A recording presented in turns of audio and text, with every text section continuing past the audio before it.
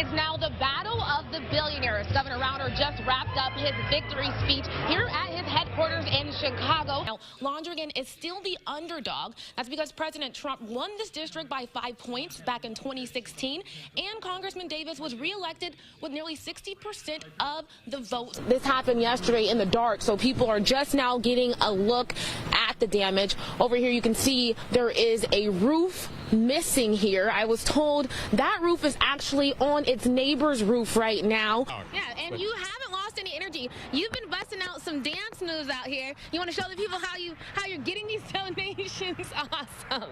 He's been breaking out the dance moves all day long, and it's been working. Obviously, President Trump just a few days ago announced a $12 billion bailout plan, but farmers aren't happy with it. They say it doesn't address the deeper-rooted issues. First budget meeting wrapped up about an hour ago, and now lawmakers, after a brief caucus, are trickling back inside of the chamber where we're expected to see them vote on this budget. In Taylorville, fragments of people's literal lives, like these Christmas decorations, can be seen scattered in piles like this one all over the city. People around here tell me they started coming to the library not just for the obvious shelter that it provides, but to feel safe. Unlike most buildings downtown, the library has 24-hour surveillance on every corner of the building.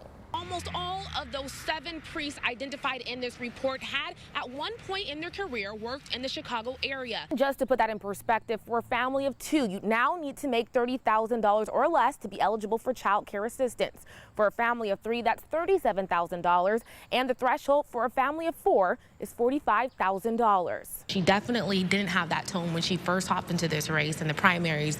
In her advertisement, she was the anti-Trump candidate, and now it seems like she's trying to take a different tone. I definitely open up the floodgates for people able to access marijuana here in the state of Illinois, so it's going to do a lot for the industry. He had, how many opponents? He still had 575,000 votes. Rauner had one other person he was running it, and he only had 360,000. I think that just speaks volumes as to how much ground he's going to have to make up. We're here today to celebrate a great victory. For the first time since taking office, President Trump touched down in the land of Lincoln to talk trade policy and jobs.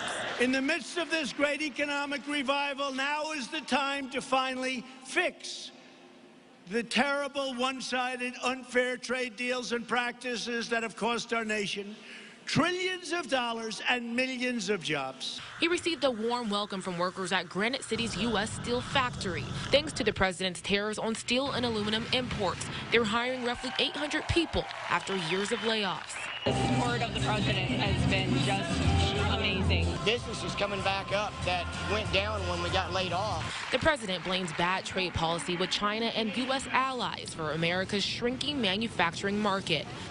For decades, the United States was the piggy bank that everybody was robbing. We were the big, dumb piggy bank. His visit to the plant was a sweet spot during his Midwest tour, but lying in the backdrop, the fate of farmers. Thousands of soybean and pork farmers are seeing their prices plummet as the trade war with China intensifies. Trump told the crowd Thursday he just struck a deal with the EU to bring them relief. We will not let anybody bully our wonderful American farmers. We are going to stick together and win for our farmers. Though Governor Rauner was a no-show, Congressman Ronnie Davis was one of 3 D.C. Republicans to attend the event. He says Trump's words make him optimistic. I think a lot of our farmers that I represent that actually have a lot invested in the Trump administration because they voted for him, they want to see more EU results. And I think they're going to see that after listening to the president's speech. Reporting in Granite City, Raquel Martin, back to you. It's just like the nightmares you wake up out of. Thousands of people woke up Sunday morning to a sight they never thought they'd see. First things, come out and start looking. Entire neighborhoods in the city of Taylorville now barely recognizable after a tornado strikes. Can't believe how much is destroyed. Finding stuff that wasn't in our yards, it's from somebody else's. It was a sunrise many will never forget. We've had stores, but nothing like this. Nothing ever like this. Lot after lot. Roofs gone. Entire homes stripped open or crushed by fallen trees. Just to show how strong these winds are, take a look at this tree. It's literally snapped in half, and part of it is on top of the roof. Some trees uprooted. Francis Brownfield grew up on this block. He remembers climbing this one as a child. It just shocks you. Those old trees, we thought they would never fall. But there's little time to sit and mourn. Piece by piece, people are rolling up their sleeves and picking themselves up. Congressman Davis, who's called this home since he was a child, is another willing volunteer. This is my community. This is what we do when you see friends and neighbors that need help. He's one of the lucky ones whose home escaped the harsh winds. But dozens, like Brandon Lawrence, not so much. Honestly, I don't know what emotion to feel right now. He moved his family into their first new home hours before the twister came. This isn't the welcome he was hoping for. 3.5-car detached garage out back is completely gone. Still looking at the wreckage, he and many around are counting their blessings, grateful they survived to see the sunrise, even in what feels like the darkest of hours.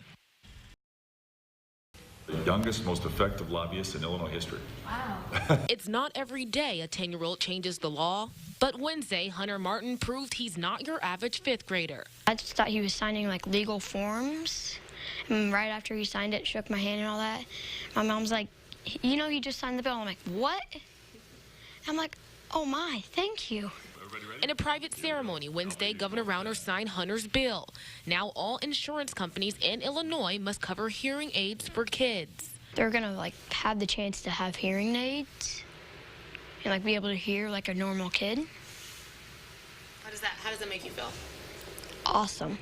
For the past 3 years, Hunter and his family have advocated for the change because Hunter and his younger brother have a hearing loss birth defect. It's like having cotton balls in your ears and everybody's just talking to you quieter.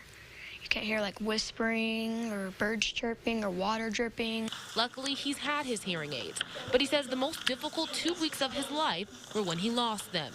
When I got home, I was very tired because I had to strain to listen. It gave me a headache, and I just like, come on, why can't I just be able to hear better? That experience, plus the cost of a replacement, gave his family a reason to take action. For the insurance companies not to cover it, we couldn't imagine, especially with all the other medication and surgeries and procedures which they cover, and for them to say that this was cosmetic and not needed, it blew our minds. They met with lawmakers and health professionals to share Hunter's story. His dad says he couldn't be more proud. I don't know how many 10-year-olds, myself included, could do all the things he's done. For Hunter, it's all in a day's work. This is just the beginning. I want to be president, I want to be in the FBI, I want to be SWAT, and I want to be in the Army, in the Secret Service. Okay, that's a long list. It'll get done.